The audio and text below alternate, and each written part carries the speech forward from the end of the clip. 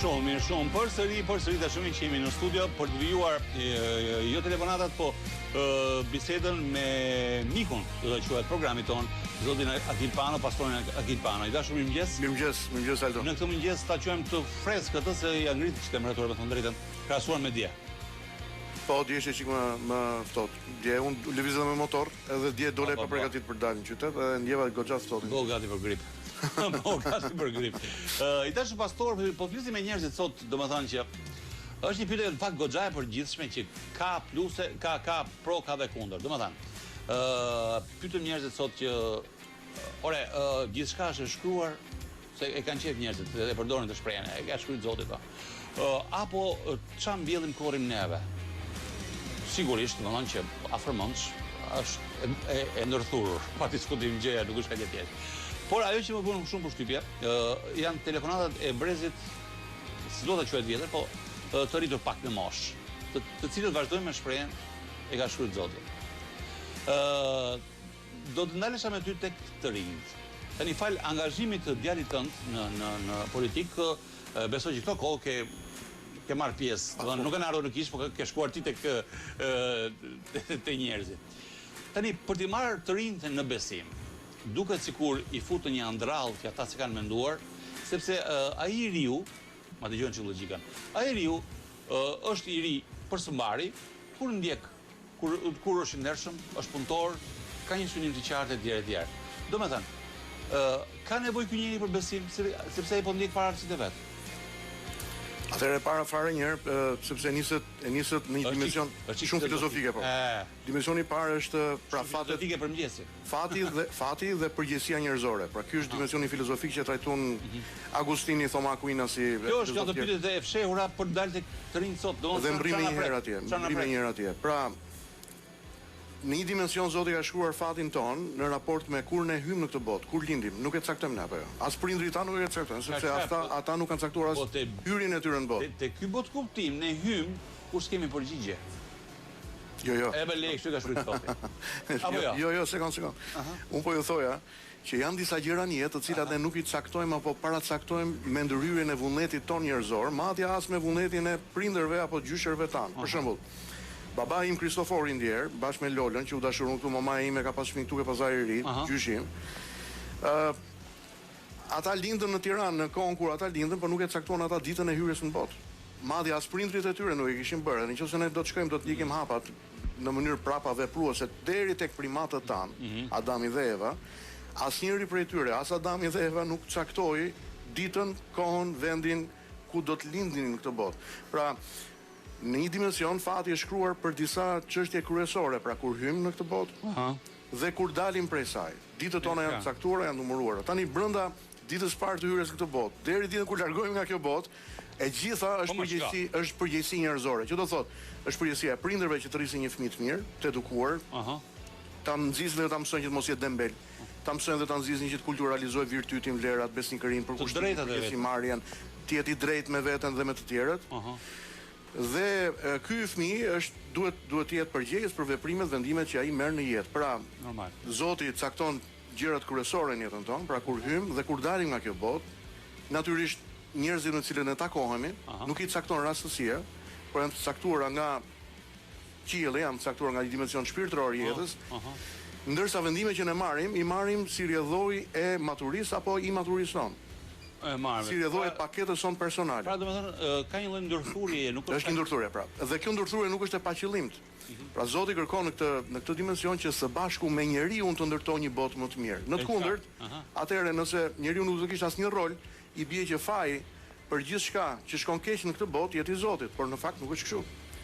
Pra njeriu është përgjegjës që të bashkë ndërtojë dhe të së ndërtojë jetën e tij, familjen dhe shoqërinë njerëzore, së bashku me porositë e mëdha të Zotit. Qartë. Një zonë që morin telefonin, çfarë tha? Unë e shoh jetën time tha si një ndërtesë, ku Zoti më ka dhënë lejen e ndërtimit. Shumë interesante ishte. Shumë interesante. E bora me gallat në fakt. Jo, ka thënë do ta përdor po. Fiks. Dhe pra ne jemi përgjegjës për ta ndërtuar jetën tonë. Dhe dimensioni i metaforës shkak pasojë, pra çfarë të mbjellë njeriu atë dhe do të korr. Kjo në disa dimensione tek të rinjt, dalim pak tek rinia. Domethënë, Nëse ai ndjek traditën e familjes, virtytet e familjes, duhet se s'bën të jetë në besim? Po natyrisht që nëse familja është në besim, ajo familje nuk do t'i japi një trashëgimi të ndryshme birit apo pjesës së saj. Ndjek ato traditë brez brezi, shi punën tate, janë të terma kështu të përditshme. Atëherë, ka një dallim, lejmë që ta bëj këtë dallim shumë thjesht. Ka një dallim madh midis fesë edhe besimit. Feja raporton njeriu dimensionin social, shoqëror. Dyremi i madh tha, feja është një dukuri thelbësisht shoqërore. Kurse besimi është diçka e ndryshme nga feja. Pra besimi është raporti individual, personal i individit me metafizikën, me atë që shumë njerëz në shoqërinë tonë njohin si Zoti, një Zot i panjohur, cili nuk e njohin, pra një dimension që njeriu rreket ta eksplorojë. E kuptoj. Pra pyetjet e mëdha të jetës, kush jam, nga vi, ku shkoj, përse fenomenet ndodhin në këtë mënyrë, çfarë ndodh pas vdekjes, të gjitha këto pyetje që ne njohim si pyetje ekzistenciale dhe ndërto pyetja më e madhe është përse ekzistojnë. Në fund ditës, të gjithë ne duam të japim kuptim, sepse me kuptimin ne marrim vlerë për jetën dhe për atë që bëjmë, për aktivizmin dhe gjithçka që kemi dhe jemi. Të gjitha këto pyetje ekzistenciale, në rast se shkencat sociale, në rast se shkencat humane përpiqen të japin përgjigje, feja, religioni i jep përgjigje të drejtë për drejta. Pra, Agustini i Madh ka bërë një deklaratë të tillë që unë dua ta ndaj me ju. Njeriu është krijuar nga Zoti dhe për Zotin. Dhe derisa ai ta kuptoj këtë të vërtet, jeta e tij nuk do të ketë kuptim. Pra rrekemi të rrokim, të gjejmë kuptimin për jetën, por nuk do ta gjejmë këtë kuptim, thot Agustini, derisa të gjejmë Zotin në raportin e besimit. E qartë.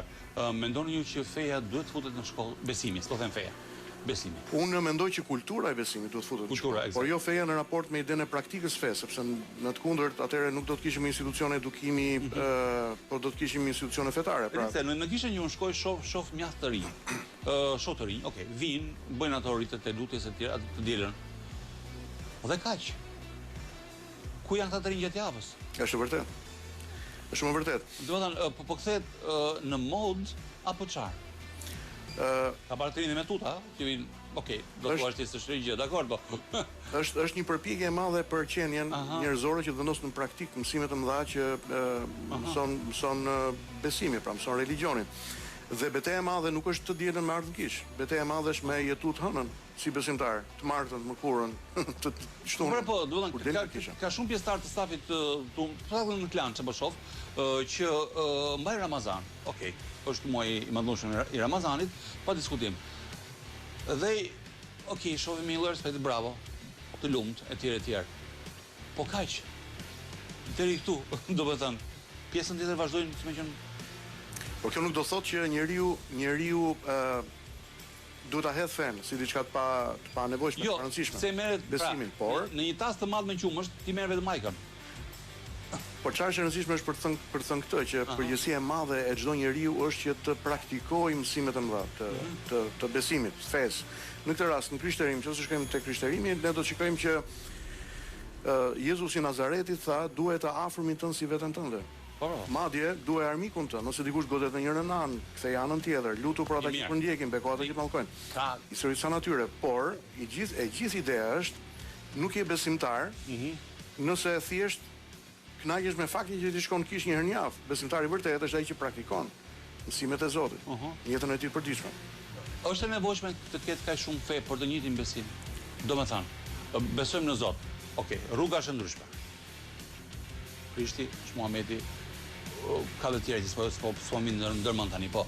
Domethënë, duhet kapur thelbi apo duhet ndar kjo vëlla? Domethënë, krishterim, muslimanizëm etj. Është pak e ndërlikuar, e di unë, dakor. Jo, nuk ka gjithmonë për të rinj, çfarë të përqafuar dhe domethënë pyetja juaj është shumë e thellë sepse ne trajtojmë edhe në filozofinë e fesë këtë në universitet me studentët, ka monoteizëm inkluziv, pra gjithëpërfshirës, që gjitha rrugët çojnë tek Zoti, ka një Zot, ekziston një Zot i ku aty dhe është monoteizëm, pra flet për një Zot, ekzistencën e një qenie, por gjitha rrugët çojnë tek ky Zot. Ishte një shprehje lashtë romake që gjitha rrugët të çojnë në Rom, pra Roma e pamposhtur, perandoria e madhe etj. Dhe gjitha rrugët çonin atje. Mirë, po ekziston dhe monoteizmi ekskluziv, që do thotë jo të gjitha rrugët çojnë tek Zoti. Tek monoteizmi ekskluziv kemi të bëjmë me judaizmin, krishterimin dhe islamin. Pra, krishterimi thotë, Krishti është udha e vërteta dhe jeta. Dhe nëse dikush do të shkojë tek Zoti, do të shkojë vetëm nëpërmjet Jezu Krishtit. Dhe jam i bindur që këtë njëjtën gjë thotë dhe Islami, në raport me Kuranin, në raport me Muhamedit, edhe pra kemi të bëjmë me një monoteizëm ekskluziv të këtyre feve religioneve që neve kemi në Shqipëri. Ndërkohë që ekziston dhe një mendësi e përgjithshme në popull që në fund ditës gjitha rrugët të çojnë tek Zoti. Por për një praktikant të fesë së Krishtit e di që është Krishti që çon tek Zoti. Një pyetje, pse duhet me qenë se s'bën praktikant? Domethënë kur unë besoj, mundojnë ta ndjek ma do mësime që unë kam marrë në mënyrën time, etj. Kam mik Akil Panon dhe nuk është e nevojshme të shkoj në kish. Konsumoj shpeshherë kafe me të dhe marr për qartë. Pra, pse duhet? Sepse në mënyrë autodidakte është e pamundur që të aplikosh fen, besimin, besimet e Zotit në jetën tënde. Komuniteti i besimit është jashtëzoni shumë i rëndësishëm për praktikën e besimit, sepse gjatë historisë njerëzore, nëse njeriu do ta kishte të mundur që ta aplikonte vetë besimin, pra të ishte një besimtar i vërtet vetë, do devijonte. Atëherë jo nuk do të ekzistonte kisha, nuk do të ekzistonin objektet e tjera të kultit, komunitetet e besimit. Pra do të devijonte, do të kishte gjatë rrugës mënyra të ndryshme për dal nga rruga, për dal nga e vërteta. Pra komuniteti i besimit në një farë mënyrë është ai komunitet që vendos disa piketa brenda të cilave njerëzit e besimit janë duke e ditur që janë duke shkuar së bashku në një udhë të drejtë. Besimi në Zot sigurisht që mund të ofrojë një orientim, absolutisht mund të mirë për rinin. Po si mund të jetë ky, le të themi, i kuptueshëm dhe i pranueshëm për ta? Pra, a keq kuptohet apo interpretohet Bibla apo Kurani? Patjetër që ka keq interpretime, ka keq kuptime, për këtë arsye kemi nevojë për të pas klerik, për këtë arsye kemi nevojë për të pas pastor, për këtë nevojë ka nevojë që komunitetet e tjera të besimit kenë udhëheqësit e tyre shpirtëror. Kështu që për të ruajtur njerëzit nga keq interpretimet, nga shpjegimi në mënyrë krejt i shkëputur nga themin e kulturë teologjike e besimit që të paktën në krishterim vjen prej 2000 viteve pas ndërtimit të kishës. Por më lejo t'ju them që është një kërkesë e madhe e shpirtit njerëzor. A dini që ka shumë prindër në Shqipëri që vinë në kishat tona dhe kërkojnë ndihmë për fëmijët e tyre adoleshent? Unë 2 vitet e fundit kam takuar jo pak prindër të cilët kanë ardhur dhe kërkojnë ndihmë për fëmijët e tyre që janë të varur nga Xanaxi. Pra, nuk po flasim më për hashashen edhe për kokainën e këto lëndë të tjera psikotrope, por shkojnë në farmaci dhe marrin tableta të cilat i përdorin dhe fusin veten e tyre në një gjendje të tmerrshme. Pra ka pas jo pak fëmijë të cilët kanë rrezikuar jetën e tyre, prindërit i kanë gjetur spital. Sa duash. Dhe kërkojnë ndihmë, kërkojnë shpëtim për fëmijët. Ka jo pak njerëz të cilët kërkojnë shpëtim, pra gra që kërkojnë shpëtim për burrat e tyre që janë të varur tërësisht nga kurthi i Bixhozit. Nga pija, nga Bixhozi, po. Bixhozi, pra njerëz që kanë lënë me qindra mijëra euro në Bixhoz, kanë shit dhe shtëpit, kanë lënë fëmijët rrugëve dhe bashkëshortët e tyre kërkojnë ndihmë. Dhe kemi parë jo pak njerëz të cilët kanë marrë veten, pra janë çliruar nga këto varësi, nga droga, nga Bixhozi. Pse duhet me ardhur në kish për këtë dhe s'duhet me shku te Konata? Po, po fal. Se duket si batut, po në fakt. Qartë. Tako motrën e burrit. Shiko, unë dje isha me një person që e njihja së largu, po dje patëm një mundësi që të shpenzonim më shumë kohë bashkë. Dhe vetëm aty kuptova dhimbjen e tij të madhe, sepse në një periudhë shumë shkurtër kishte humbur babain, por brenda 40 ditëve kishte humbur dhe vllain e tij të ri. Pra vllai kishte ndruar jetën. Dhe psikologjikisht ky nuk e kishte absorbuar mirë dhimbjen, vuajtjen e tij. Kishte shkuar tek Kunata, siç po thoni ju, tek vllai tjetër, tek komshinjt, tek shokët. Kishte pas 10 seanca tek psikologët. Por ndërsa fliste me mua, megjithëse kjo histori kishte kaluar, kishte 12 vjet që kishte kaluar, ai qante si një fëmijë dhe unë shikoja që dhimbja ishte brenda tij. Dhe unë po them që natyrisht njerëzit kanë nevojë për ta nxjerrë dhimbjen, qoftë tek Kunata, qoftë tek vllai, qoftë tek shoku për të komunikuar, kanë nevojë për këtë. Por kur vinë në kish, kur vinë tek pastori, kur vinë tek një komunitet besimi dhe aty dimensioni shpirtëror nuk është mungesë, por është aty i pranishëm, pra lutjet për njerëzit, sepse njeriu nuk është thjesht një grumbull protonesh, neutronesh të sjellë nga rastësia së bashku. Ne jemi më shumë se sa kaq. Ne jemi emocion, ne jemi shpirt, ne jemi dhimbje, ne jemi ëndrrim, ne jemi dëshirë, ne jemi pasion. Tragjedia e cila ndërpret jetën njerëzore, dhe shenja gati të pakthyeshme në raportin njerëzor. Kur ne shikojmë teatrin nga jashtë, fasada raporton tek ne që gjithçka tek ky individ shkon mirë, është në rregull. Ne kemi vite që por nëse ulemi dhe shikojmë njëri tjetrin në sy dhe flasim, atëherë kuptojmë që çdo njeri ndeshet me betejë të mëdha në jetën e vet. Dhe në një moment caktuar në jetën e tij, njeriu kupton që ka nevojë për Zotin, ka nevojë për mbështetje shpirtërore, ka nevojë për mbështetje psikologjike, edhe komuniteti i besimit, pra feja, në këtë rast e mundëson këtë komunikim, shërimi. me njerëzit. Dashur, a mund kemi një jetë të plot dhe të lumtur pa besim në Zot? Në përqasjen time jo. Natyrisht un kam jo pak miq ateist, cilët thonë që e kanë gjetur lumturinë e tyre, një pjesë e tyre thotë që lumturia nuk ekziston në dimensionin e përsosjes. Vetëm përjetojmë grimca të caktuara lumturie, por un besoj që pra, domethënë, a mund zhvillojmë ne vlera të forta etike dhe morale pa qenë i përfshirë në këtë besim? Mund të mrrim deri diku, mund të mrrim deri në një pikë, por për të zhvilluar vlera të vërteta etike e morale, për të kultivuar virtyt, për të ndërtuar një shoqëri solidariteti, për ndërtuar kohezionin social, paqen sociale, për qëndruar pranë dhe për që një mik me një person sikundër ju tregova rastin. Qartë. Të bëj një pyetje. Kemi nevojë për besimin, kemi nevojë për Zotin. Nga kontaktet tua, miqtë tu, që janë të panumërt. Çfarë mund të bëj? Domethënë, a ka të rinj që ndihen të lirë për të zgjedhur besimin e tyre pa ndier presion, pa detyruar nga familja, shoqëria apo ndonjë hall i momentit? A të gjetë lirin, sepse a ka të rinj që zgjedhin vetë këtë lloj? Pa qenë, domethënë, pa Xanaxin, pa prindrit, pa xhajën, pa Shiko, te kontrata sociale, Rousseau ma tha, të gjithë linim të lirë, tha, por gjatë rrugës prangosemi në pranga të rënda. Pra, i gjithë ky udhtim është një udhtim me barrat jo të lehta të jetës, pra i ngarkuar. Kështu që koncepti i lirisë është një koncept për dikë mund të jetë një koncept absolut, për dikë tjetër mund të jetë një koncept abstrakt, për dikë tjetër mund të jetë relativ liria si perceptim filozofik. Natyrisht që konvertimi në fe, në besim, është guri i provës i lirisë. Pra një njeri duhet ndihet i lirë të zgjedh besimin e tij, pavarësisht nëse vjen nga një familje ateiste, pavarësisht nëse vjen nga një familje që mund të ketë një fe tjetër. Besimi është individual dhe është personal.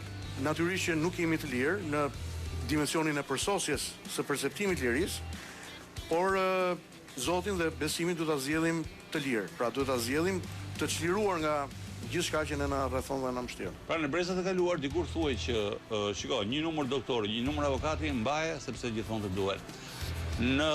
Sipas asaj që po vjen tani, nga ç'po shohim. Kryesisht në Shqipëri po them, po edhe ndoshta edhe në botë. A duhet një numër doktori, një numër avokati dhe një pastor apo imam? S'ka rëndësi. Unë mendoj që po. Edhe mendoj që një pjesë e madhe e pastorëve dhe klerikëve, imamëve e tjerë janë persona publik, kanë komunikime publike, jo vetëm në Instagram, kanë Facebook, Instagram, TikTok e tjerë dhe komunikojnë. Objektet e kultit janë kudo. TikTok djes pas. Fiks. Dhe natyrisht ne jemi lehtësisht të aksesueshëm. Pra un kam llogarin Facebook, Instagram, njerëzit komunikojnë me mua, shkruajnë. Jo më njëherë un jam gjendë të përgjigjem për shkak të kërkesave të punëve të ditës, por nëse vinë të takohen me ne, natyrisht që takimet janë falas, nuk ke nevojë të paguash. Për të takuar me një pastor, ke nevojë të paguash që të vish në kish dhe për të marrë këshillim dhe mbështetje shpirtërore. Kjo nuk diskutohet. Mirë, i dashur, sido që të jetë, domethënë, ti sigurisht që ke goxha takime të tilla pak a shumë, le të themi. Halli nuk i ngjan. A mundet që një pastor të ndaj ngjarje apo histori, sigurisht anonim pa emër, por për të dhënë një mësim dhe leksion për ata të rinj, hallit të cilin ngjan. Patjetër që po. Patjetër që po, duke ruajtur. Ke takuar pafund dje me vajza. Patjetër. Në momente që dhe krize apo që dhe të lumtura, s'ka rëndësi. Dhe një histori po ta ndash. Një histori shumë shkurtër do të ndaj historinë e një çifti. Të martuar në martesë kishin mbase në mos gaboj rreth 3 vjet, edhe unë isha personi që i kisha martuar, pra kisha bërë ceremoninë e tyre. Dhe gjatë rrugës djali nga dëshira e madhe për të ndryshuar ekonomikisht jetën edhe i shkau këmbë. Nisi fatkeqësisht që të luaj bixhoz nëpërmjet tyre kodeve. Keni parasysh? Jo. Janë disa njerëz që përdorin telefonin edhe japin kode njerëzve online. Edhe filloi të harxhoj para fatkeqësisht të cilat në fillim i kishte, po filloi të harxhoj edhe para të cilat nuk i kishte më vonë, sepse filloi të marrë borxh. Edhe borxhlit fillonin që të kërkonin para. Mirë, është një kurth i madh sepse më pas fillon dhe bëhet i pabesueshëm se nisë gënjen. Dhe kjo u reflektua si një problem jo i vogël në marrëdhënien e tij me bashkëshorten e vet. Dhe ishin gati për të shkuar drejt divorcit. natyrisht që me jo pak takime, mbështetje shpirtërore, lutje, kujdes që kemi treguar ndaj tij veçanërisht edhe marrëdhënies tyre martesore, u bë i mundur shpëtimi i martesës dhe u bë i mundur çlirimi i këtij personi nga kjo varësi. Persona të tjerë, pra një futbollist i njohur në Shqipëri, i disa viteve më parë, pikërisht bie viktim e Bixhozit me ndeshjet e sportit. Kam dëgjuar. Vjen në kish, një familjar i tij tregon domethënë problemin që ai kishte dhe pas një periudhe të gjatë intensive pune me të, pra disa muajsh, ai sot është krejt i lirë dhe krejt i çliruar nga kjo varësi. Pra kemi histori nga më të ndryshme, por jo vetëm për çështjet e Bixhozit apo drograve, por edhe probleme martesore që njerëzit kanë. Problemi është ky që shpesh njerëzit kërkojnë të gjejnë rrugën më të lehtë, por rruga më e lehtë mund të jetë rruga më e dhimbshme dhe më me pasoja afatgjatë. Kështu që është dhe pengesa tjetër, që ç'pun ka një pastor të marrë vesh hallet e mia pas Zotit.